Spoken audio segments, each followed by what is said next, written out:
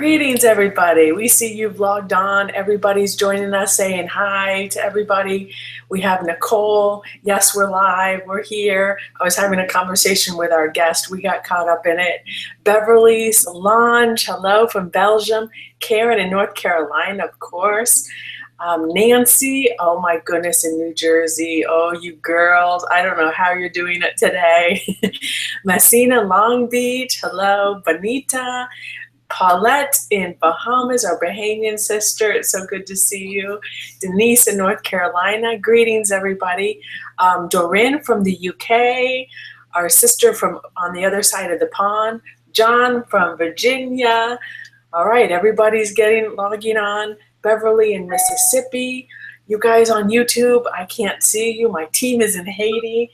Oh my goodness, I forgot to do my live. I didn't even do my live. I bet I should do that. Hold on, give me a second. Let me have you greet and meet our guest today. If any of you can guess who it is. It's been 2 years since I started the webinars now in March 23rd, actually, of 2015. So I thought it would only be fitting to have our special brother, Hubert, on today. Hubert, say hi to everybody. Hey, hi everybody. It's been a while. I missed you guys. I'm glad. I didn't realize it's been 2 years we started these webinars with Trista. It was after our trip to Haiti 2 years ago. And we're excited. I was with Trista in her house. We started the webinars. And what this thing is becoming is huge. I can't believe we having people from Belgium. I used to live in Belgium. We're having people from everywhere. I'm excited to be back on the webinar. I know the agents of change, so many people are really becoming agents of change. And I know it's just the beginning. I'm very excited. I hope I will be able to hear from you guys what these webinars have been doing in your lives. I know so many people wrote, some people commented on YouTube and stuff like that. So I'm excited to be here. And a lot of things are happening, a lot of things are going on. So you will be catching up with us today. But I'm Did you share with them what you've been doing lately? Sorry? Have you shared with them what you've been doing lately? Not yet. Go ahead. I've been really busy trying to build stuff on the ground, and my book is up. My book actually today is going to be sent for the last touch for it to be published. The official launching of the book will be on the 20th of April in Omaha, Nebraska. It was fit because I was invited to present my book at that conference, the Kingdom Convention. Found out the dates was Dr. Munroe's birthday. And I was like, wow, what a coincidence. But I know in the kingdom there is no coincidence. So this book is honoring all I learned from Dr. Munroe. Almost most of the things I know, I learned them from Papa.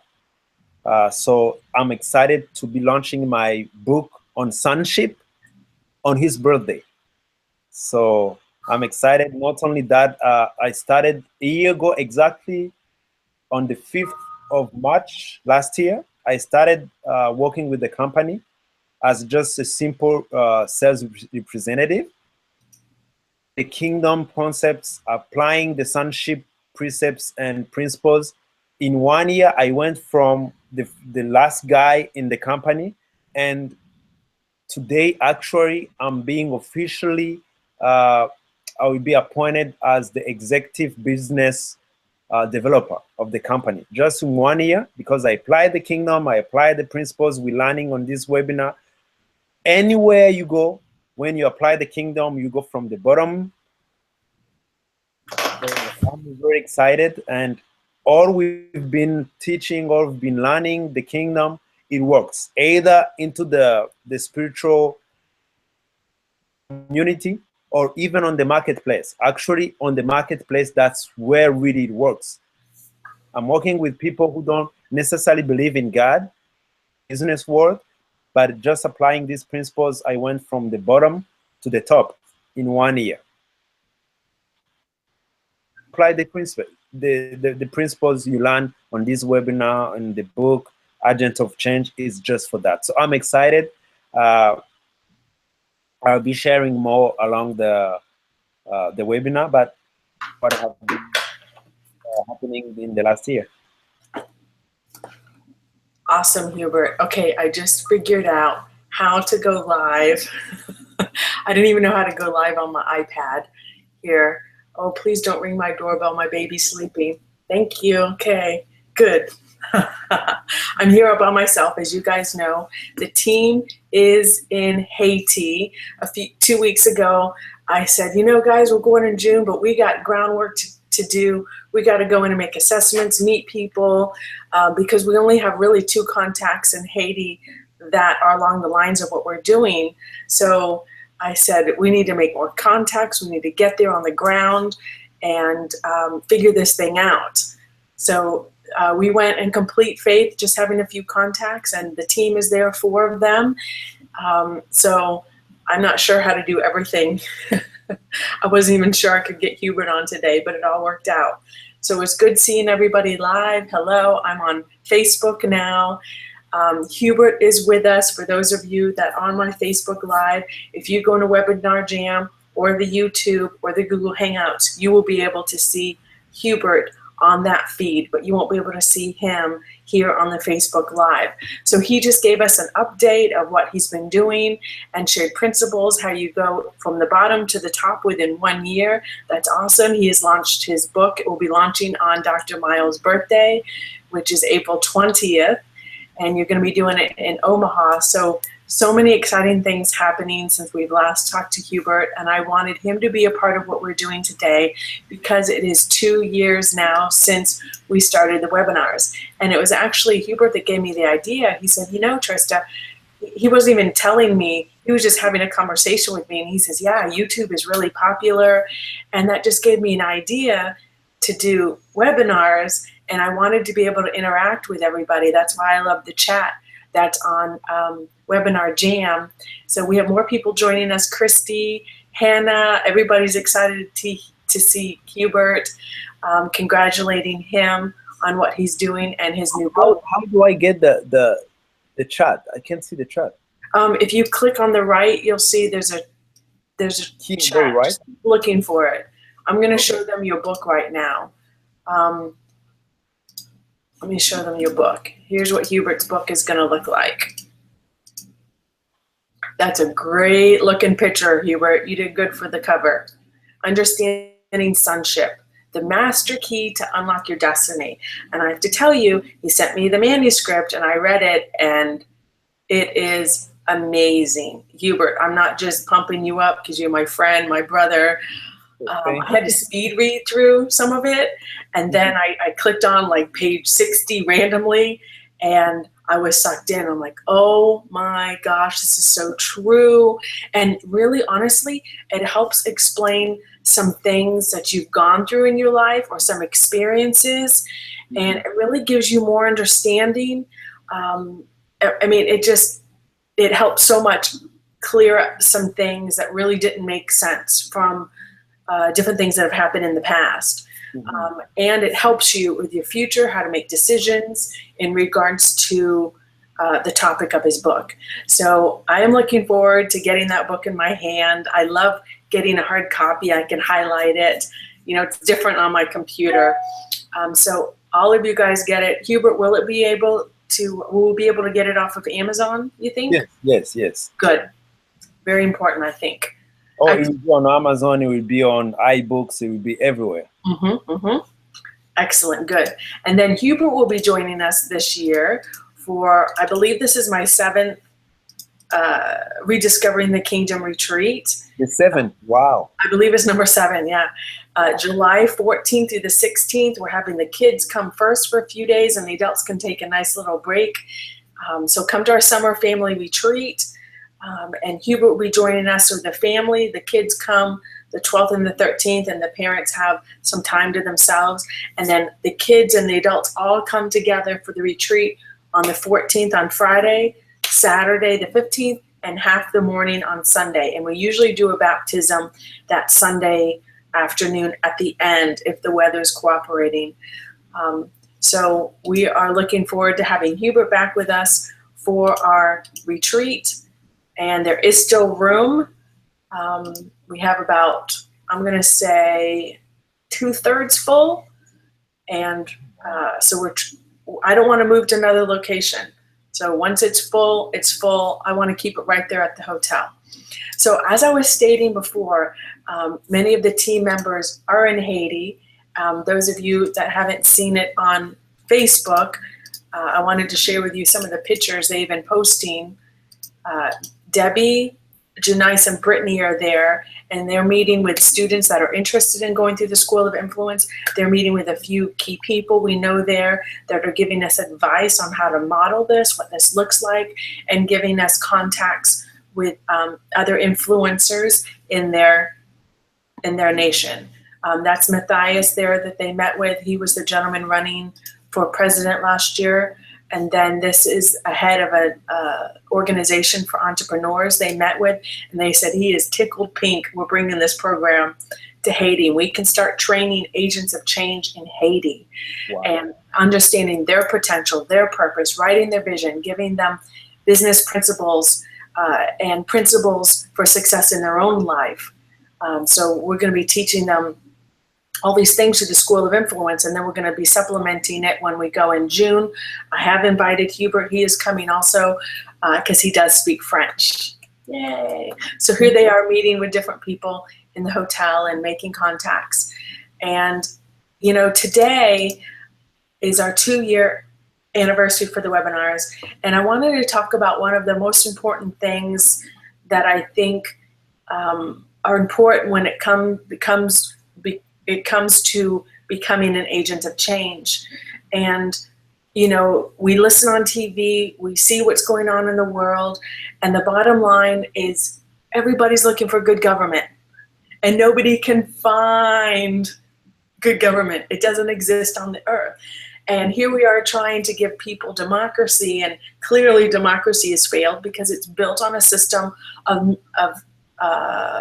mistrust. Nobody trusts one another. So everybody has to checks and balances all the time. So it's a big mess. We know that. And so now's the prime time for the kingdom of God here on the earth.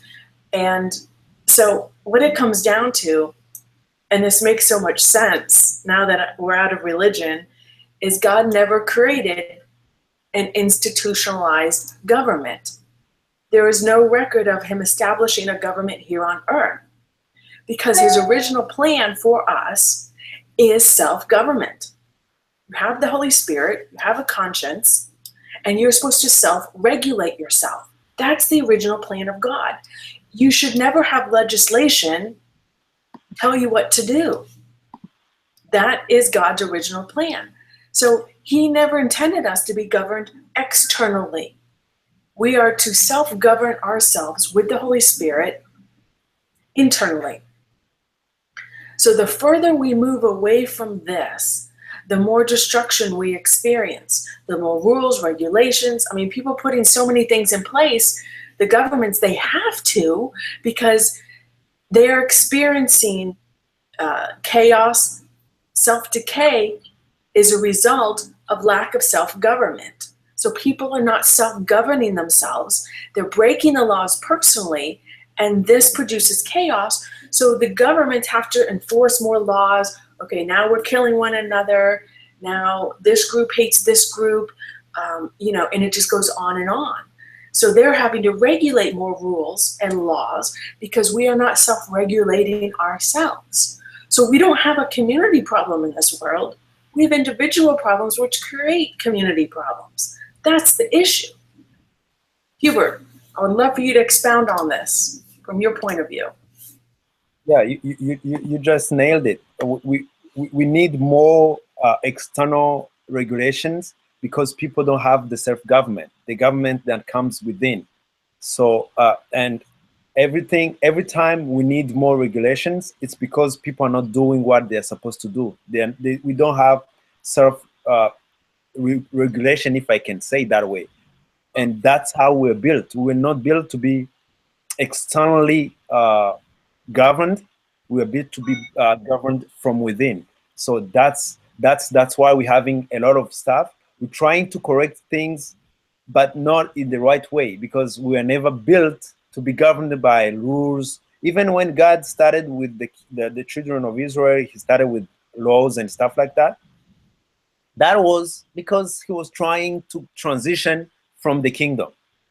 When the kingdom comes back, it's within, it's from within. That's why Jesus said, it's not what you eat or drink that is going to harm you. It's what comes from outside, from the inside, because that's where we are. So it's this webinar.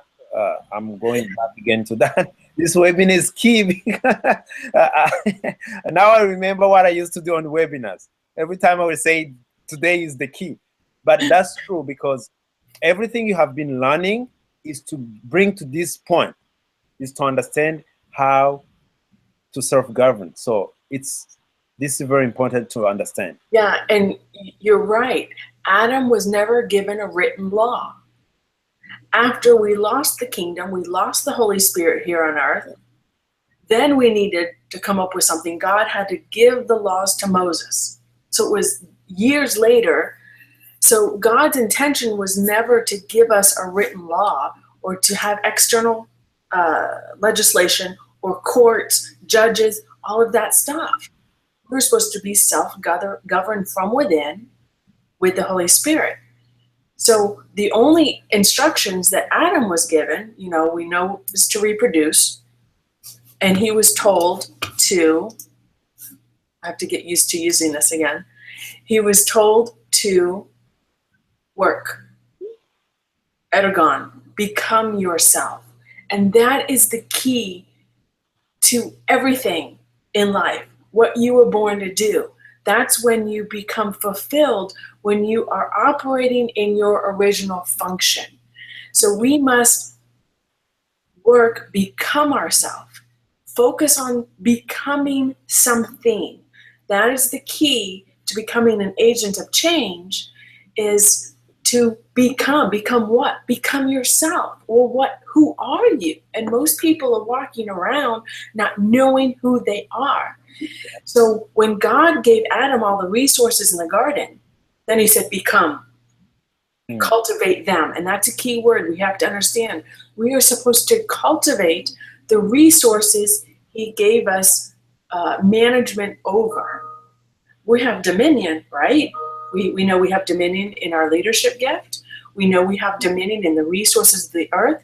But not only have dominion means cultivating these resources, managing them, and protecting them. Now we see this in the environment.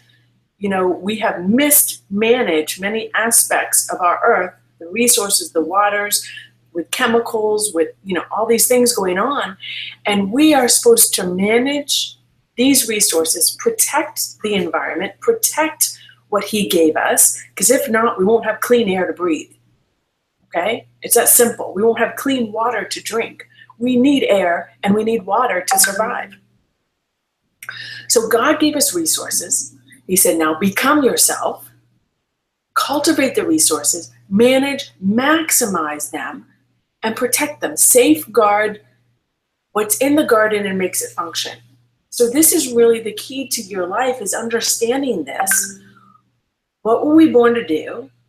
What were we born to have dominion over? The resources, our gifting. Cultivate them, innovate them, manage them, create order in the place. That is when you are fulfilled and you are successful in life. That's what it comes down to. That's the whole point of becoming an agent of change, because when you have accomplished that, in the process of accomplishing it, you automatically are an agent of change, because you're bringing order back into the earth.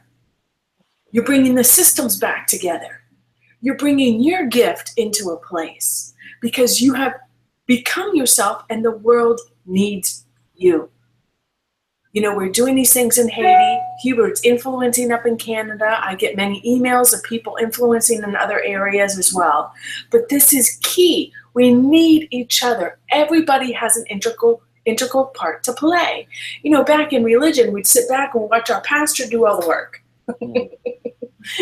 That was kind of what we did. And that's not God's original plan. Everybody has a mandate, not just the fivefold functions. Remember, in the ministry, those are functions. Those aren't titles. You function in and out of those roles.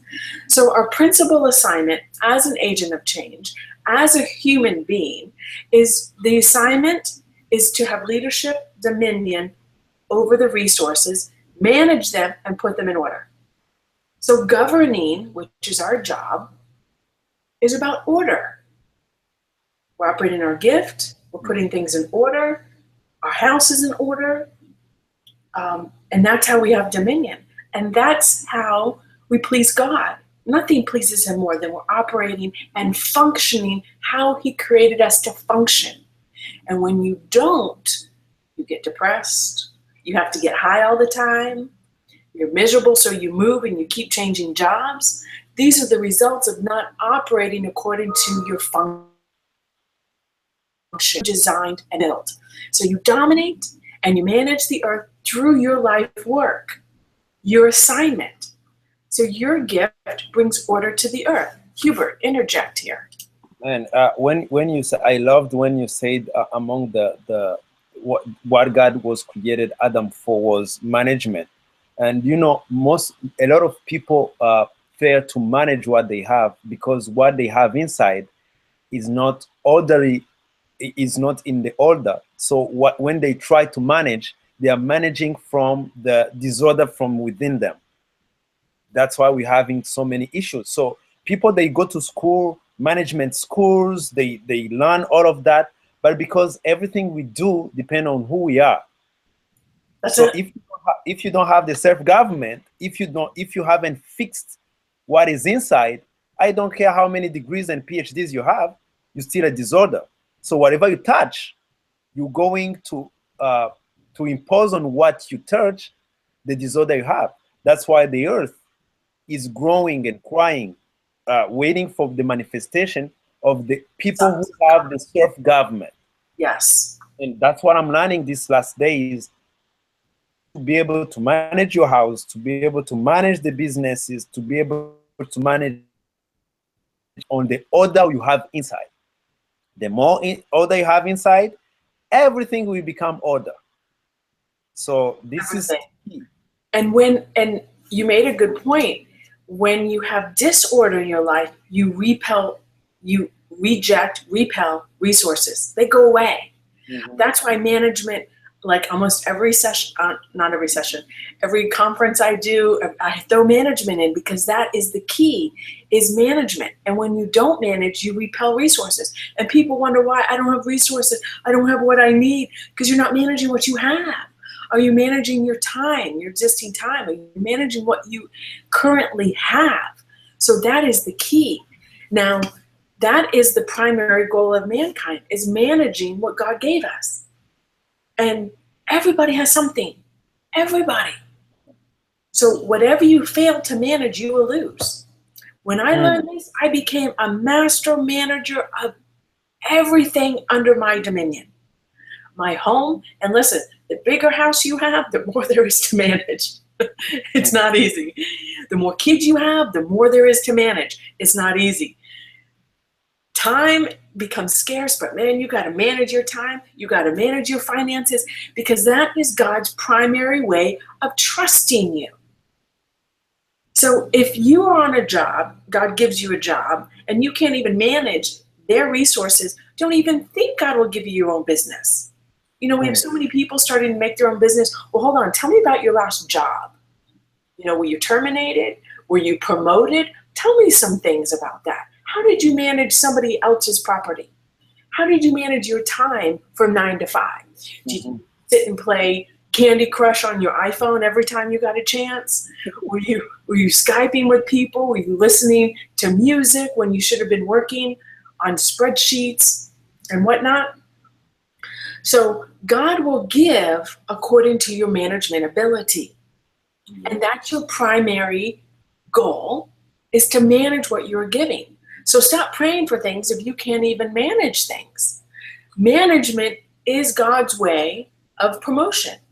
And that's why Hubert said in the beginning, I want you to repeat what you said, what happened in the past year of you working at the job. How did you get promoted to the highest position in 1 year's time? It was just applying these principles. I started when I started with this company. In my first week of the business, I broke the record that they had. I did what someone is supposed to do in 4 months. I did that in 24 hours. So the first week in the business, everybody was like, "Who is this guy?" Now, this is what the kingdom teaches. They don't have to see you coming. They didn't know who I was. They just saw it's a young guy. They thought I was young. Yeah, I look young.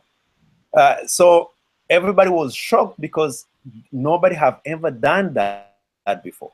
You're supposed to, you have something, there is a program you finish in 4 months, then that's when they are considering keeping you or not. I did that program in 24 hours. I understood the principles to manage, and then what made me leaving that level to become the executive today was because I understood I have to be a very good steward of someone else's business. I treated that business as my own.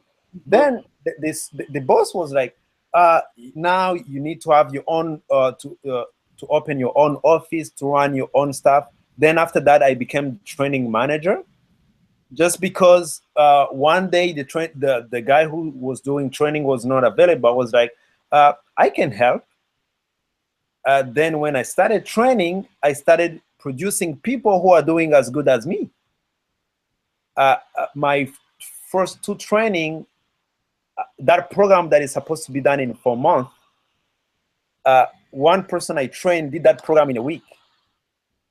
Then a second one, then a third one. Then they start. This is what I understood. Monroe, when you get a position, you start training people to replace you. Mm-hmm. So I went there, and my aim was like, oh, if I start doing this, I have to train people who can do better than me. That's when I started doing ride-along programs with people I trained, and I would take them on the field to show them how to do it because I understand how it works. Then what was shocked to the boss was, he was like, now you're ready to have your own office, to leave the main office, to have my branch, to run a branch. But for him, that's what everybody wants. Everybody wants to run his own business. That's a good thing. But I knew if I do that, what is going to happen to the main office? I said, no, I'm not trying to get my own office. I have to make sure the main office is good. Guess what? Now the executive business developer is to oversee all the branches now. I don't know if you understand. He gave me a position to run my own office. I said, no, I want to make sure the main office is good. I want to make sure people are well trained. Because if I leave, I'm going to make a lot of money.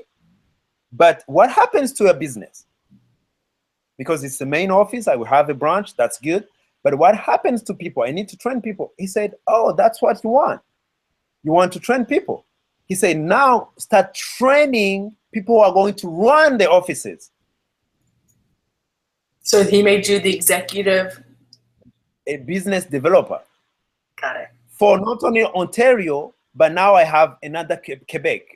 It's like the other provinces. It's like I was running something in Florida. Now they're adding Atlanta, Georgia. Because in my mind, I have to be a very good steward to what belongs to someone else. I didn't want to have what belongs to me. Then now it's giving me more than what I was going to have. I was going to have an office. Now I'm training and developing offices all around the province. All because I understood when you are a good steward to what belongs to someone else. That's it. That's when God is going to give you what belongs to you. All of that, we're talking about management. We're still in the self-government. But all of that is because I understood from within me, I'm not trying to be something. I'm just trying to be me and make sure if I'm in someone else's business, everything he's doing is good according to his vision. Then last week it was very funny because he was leaving for a week, the the CEO of the company, and he called me in the office. I'm not supposed to. I don't work in that office. I just go everywhere managing stuff. Then he planned his leave, and then he called me and said, "Oh, I need to spend some time with you." And this is what he said. He said, "There are some people I trust, and there are other people I trust." Why did he say that? Because he realized all I want is him to succeed. That's all. So he can trust me with his whole company. He already talked to people who work in the office, who will have to do stuff, and then said he wanted me to be in the meeting when he was giving tasks. At the end, he said, "Oh, stay a little bit. Yeah, there are some people I trust and other people I trust." Why? Not because he's from my nation. No, he just knew me a year ago. What happened? I applied what Trista keep teaching to manage someone's businesses. But all of that came from within. It's because I know if I'm in order myself, everything I touch is in order. So it's really, it's not magic. It's not magic. It's simple. They're principles. They guarantee success. And I love that now you are living proof. You're not the only one that's living proof that these principles work. For those of you on Facebook Live, I know you can't see our webinar going on, but Hubert just explained how he was promoted all the way to the top, not a few levels, but to the top, because number one, the owner can trust him. Number two, he's done everything in excellence. He has been responsible for this other man's business just like it was his own. And that is key when it comes to management. Jesus told 4 parables about giving the resources over to see how they manage them. 4 parables. So this is key. So in 1 year, which is probably since we've seen Hubert, I think it's been over a year because Shiloh's just a year old. And so I think it's been over a year since we've had Hubert on our last webinar, that he's living proof that these principles work. So this isn't magic. It's not all I have to do is pray to be promoted. No, you have to manage other people's resources. You operate in excellence in whatever it is. So this principle extends through all influences. It can be in ministry, it can be in organizations, nonprofits. So this extends. So now God can trust Hubert after this next level that he's going to with his own resources, because he's been faithful with the resources and manage those, put things in order, and that is our job. And this is, in the meantime, refining Hubert's gifting. Hubert is learning a ton from on-the-job experience. It's priceless what he's learning, isn't it, Hubert? Now this is what I realized, because this was for the last few years. I was just focusing on the maybe say the spiritual community. I was not into the marketplace. I was not doing business. So now what I realize is I'm learning the real management on the marketplace. We're talking about business. We're not talking about anything that is not fake it.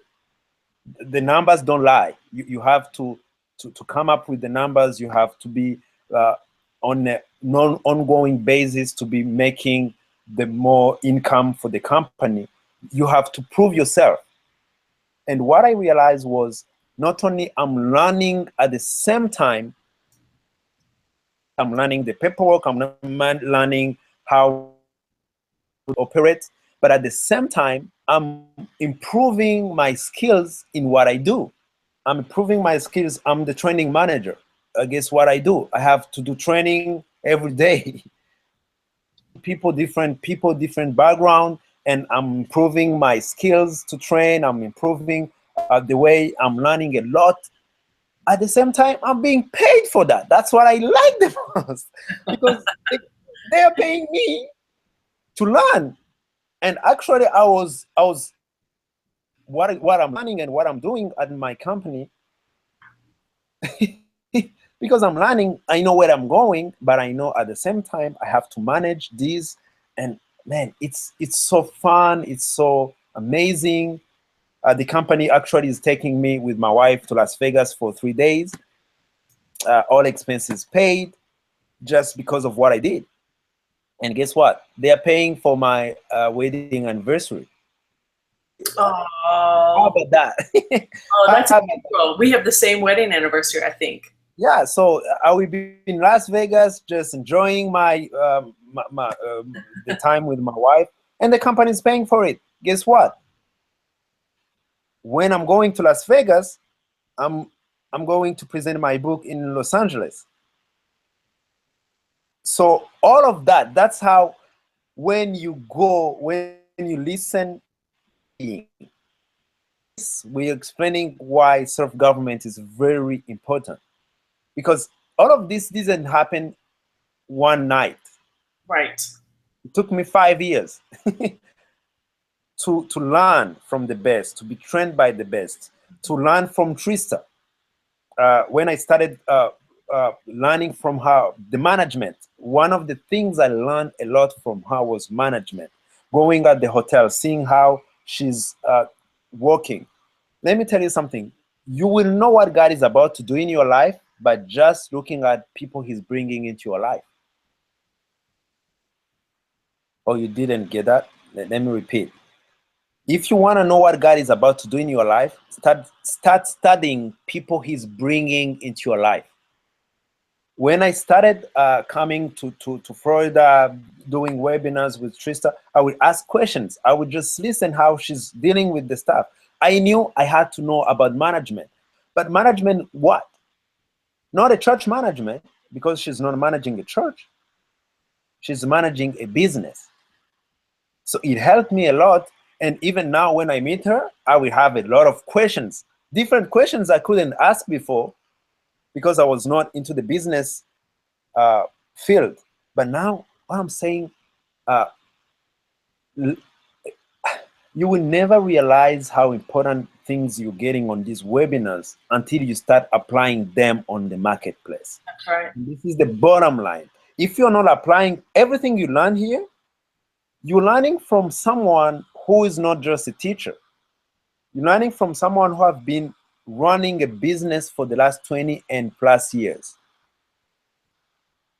And what she learned, and not only that, because it's not one business, she's running an organization, and she helped Matthew to build a sought after business that is the top of the top. All of that, the knowledge from Dr. Munroe. Better than that. And all of those will not make any sense if you're not applying them. I would like everybody for the next few webinars to give a report. What are you doing with what you're learning? Yes. Right. Because if I'm doing these things in vain, I'm going to stop. I'll tell you that right now. I got better things I can do. Yeah. So I wanted to also add another principle here that Hubert has, what has made Hubert successful in this business he's been in for 1 year is he's solved a problem. So your value is found in the problem that you solve. He solved a problem of training. And now he's made to be a trainer of trainers. He solved a problem because he did it in excellence. He operated in principles that we've been sharing. So his gift, your gift gives you value. And when you operate in your gift, your function, how you were born to function, then your value is in that, and you're solving a problem.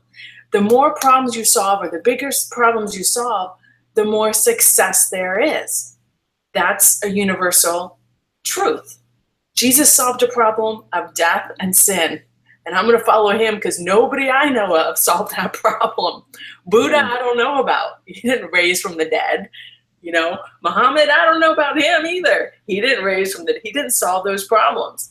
You know, David solved a problem of Goliath. We have Joshua solved a problem. He went into Canaan.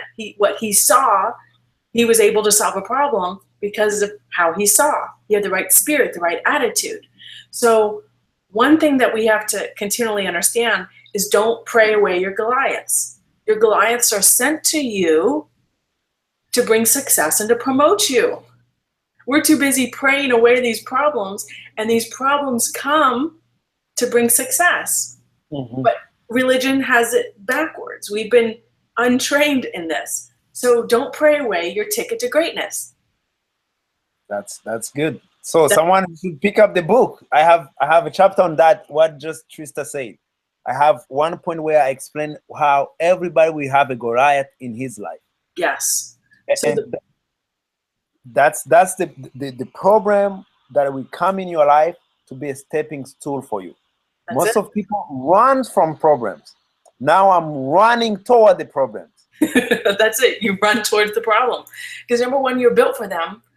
But the problems you encounter are sent to give you value to your function, how you function. That's the ticket to greatness, other problems. So we are all an assignment to our generation. And your value is found in your function. I meditated on that statement all night last night. Everybody's looking for value. Everybody wants to be validated. Everybody needs value. Sometimes you don't get it from your parents. Sometimes you don't get it from your grandparents. You don't get it from a teacher. You do get it, and we're sent with it from God. But if you don't understand that your value is in your function and you're not functioning according to what you were born to do, then you're malfunctioning. And that's where people are like distraught. They're depressed. They don't feel alive. And that's why I put up that statement from William Wallace. If you guys haven't seen Braveheart, what an amazing movie, Braveheart. And he said, all men die, but not many men live. And so I wanted that to encompass today's webinar, because you become alive when you function according to how God created you. That's it. But most of us think, oh, I'm here to have kids and pay the bills and go to college and pay the bills and I pay my mortgage and that's it. But what we need from you is what you're carrying. What can you contribute? And everybody has something so important that we need in the body of Christ to function. All of us fit jointly. We fit together. So we were sent to earth to fulfill a function. And that's where your value is. Nobody needs to give you value because you already have self-worth. You don't need to wear certain name brands. I have my Jimmy Choo shoes. I have all these other name brands. You don't need that if you know your own value. You don't have to have a certain car you drive. You don't have to live in a certain neighborhood. There's this neighborhood in Naples. All the wealthy people live. We could live there if we really wanted. We would probably be living in debt. I don't want to live in that neighborhood. I want to live in my neighborhood. We are moving into a new house in about a year. I'm building my dream home. It'll be my 4th place we've lived in this neighborhood.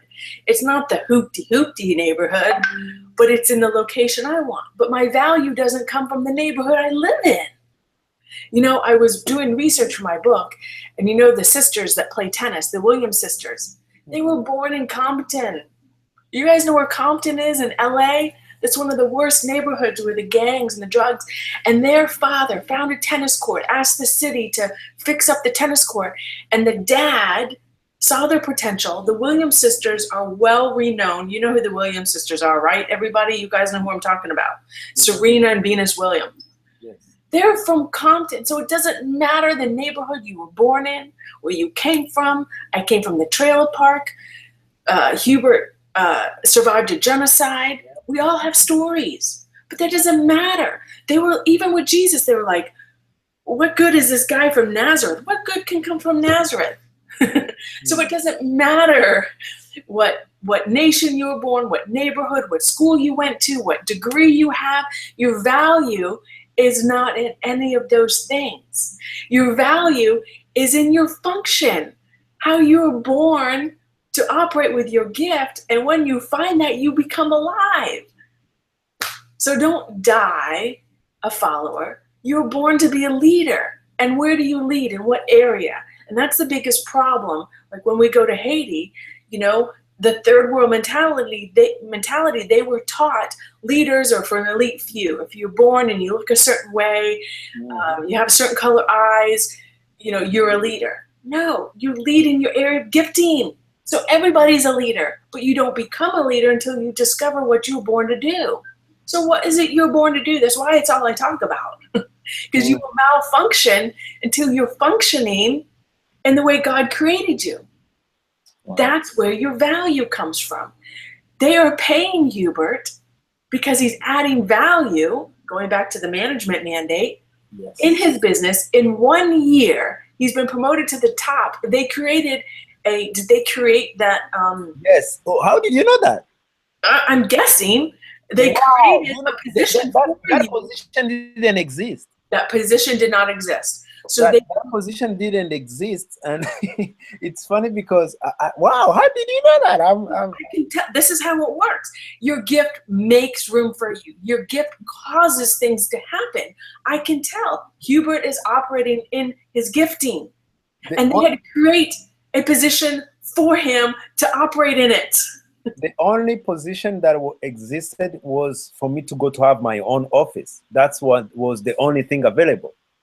Then I said no, because I wanted to be managing someone's property. Because I knew at this point of my life, my focus is not to go to open my office and run my own business. I knew my book was going to come out. I'm not going to be running my own office. That's not what and again, who you are.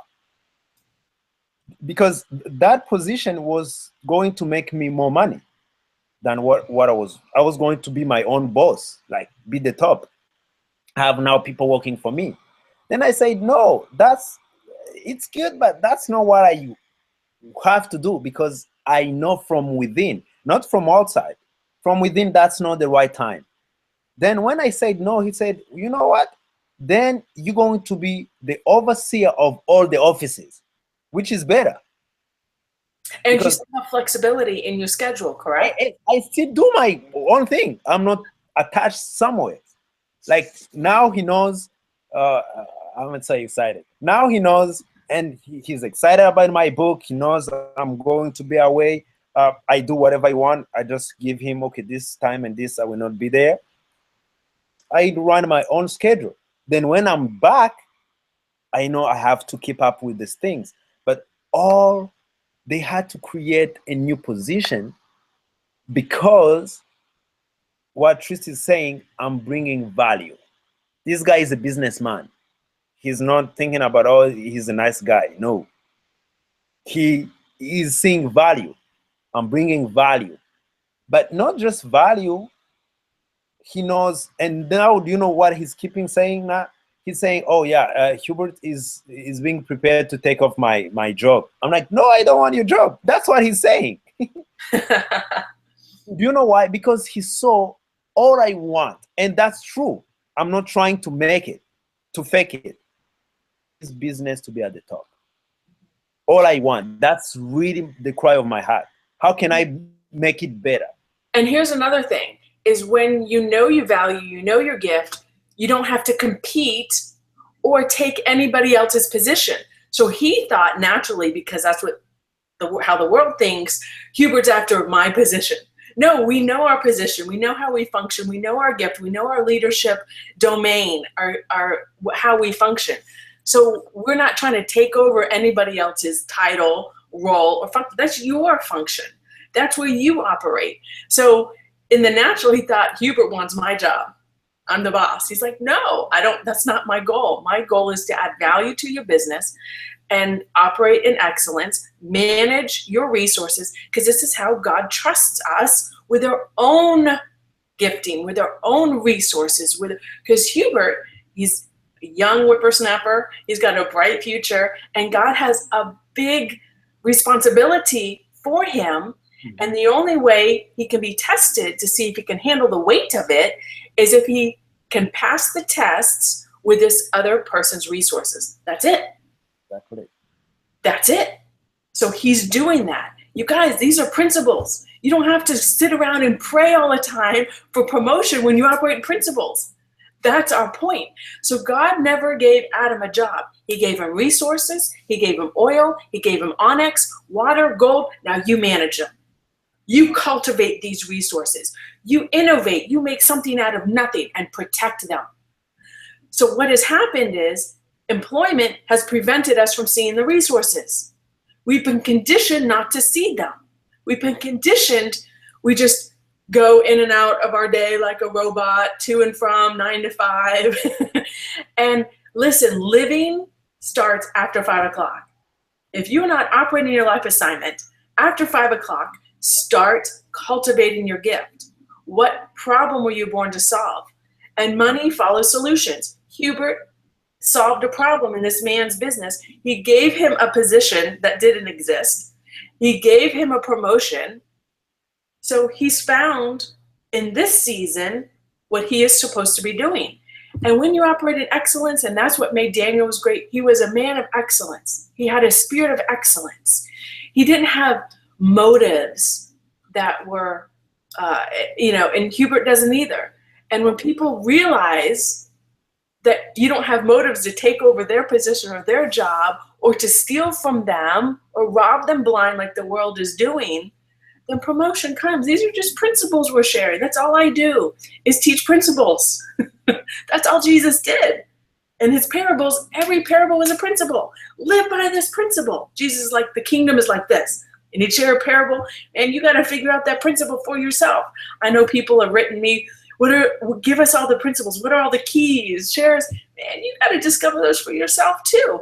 I'm doing them on the webinars for 2 years now. All these things we're doing.